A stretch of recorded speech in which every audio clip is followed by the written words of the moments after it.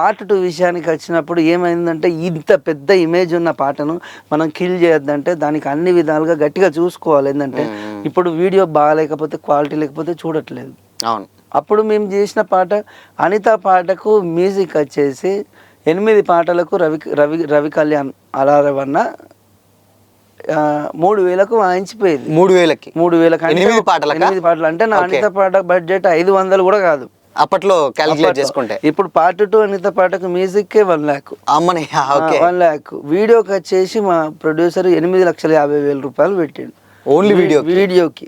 ఆర్టిస్టులకు, కెమెరామెన్లకు, DOP అందరికి కలిపి ఖర్చులు, ట్రావెలింగ్ అన్ని కలిపి లొకేషన్స్ అన్ని చూసుకోవడానికి ఒక 8,50,000 రూపాయలు. దానికంటే టోటల్గా ఒక 10 లక్షలు, 9,50,000 అంటే అన్ని కలిపి ఈ పాట బడ్జెట్ 10 లక్షలు. ఎందుకంటే ఆ గ్రాండ్నెస్ ఉండాలి. పాటను విన్నవాళ్ళు దాన్ని బీట్ చేస్తుందని నేను ఎప్పుడు చెప్పాలి. అది ఎందుకంటే అది అంతే.